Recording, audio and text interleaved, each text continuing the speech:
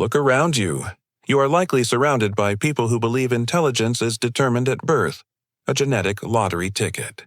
They use this lie as a heavy shield to block the discomfort of trying. This narrative serves a specific psychological purpose.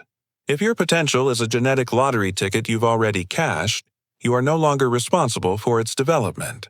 It functions as a permission slip to stay comfortable. When we stop challenging our cognitive limits, the mind begins to stagnate.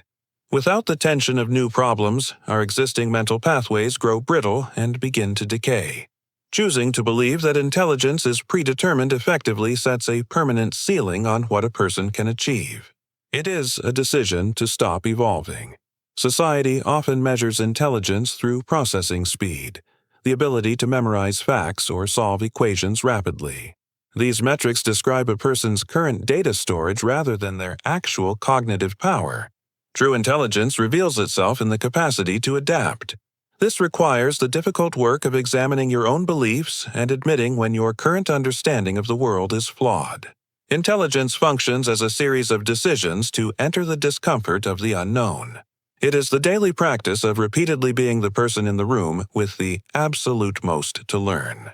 Modern information consumption usually follows a path of least resistance. We tend to seek out media that mirrors our existing perspectives and validates our current worldviews. By curating digital feeds that never challenge us, we construct a psychological padded room. We stay insulated from the friction of ideas that might force us to think deeply.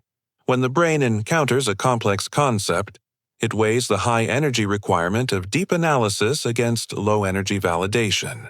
To conserve energy, it perceives this cognitive effort as a threat, triggering a defense mechanism. It floods the system with physical fatigue, making focused thinking feel exhausting. This is the moment people reach for their phones. They choose a quick hit of dopamine to bypass the mental strain of a difficult problem. This retreat into the familiar preserves current neural patterns at the expense of growth. It is an escape. From the friction required for development, steady, grounded intelligence operates like a muscle, requiring deliberate tension to expand its capacity. Growth only occurs when the system is pushed towards its breaking point.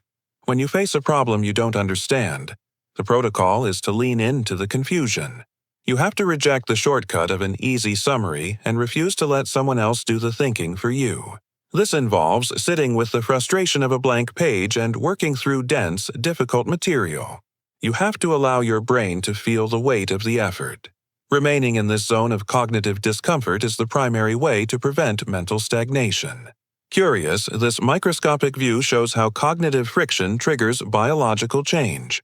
Forcing the brain through deep discomfort signals the system to extend new neural branches. As effort is sustained, these pathways connect and thicken, re-engineering the brain's architecture to handle complex information with greater efficiency. This physical restructuring goes beyond the storage of new facts. It represents a tangible increase in the brain's ability to process reality. Every moment of cognitive frustration serves as a biological victory over the brain's preference for easy, low-energy habits. Overcoming mental fragility requires a shift in identity. You have to move past the need to appear knowledgeable and adopt the mindset of a student who is always beginning. This means seeking out the specific books, environments, and people that highlight your ignorance. Thank you for watching, and attach it to your capacity for learning. Every day involves a choice between the effort of growth and the ease of decay. These choices are found in small moments, deciding to read a difficult text instead of scrolling, or examining your failures without ego. These micro-decisions determine your long-term trajectory. Choosing friction lets you command your cognitive development. It is the difference between directing the game and being a piece moved by the board. You hold the capacity to shape your own intelligence. The outcome depends on whether you are willing to make the uncomfortable choice.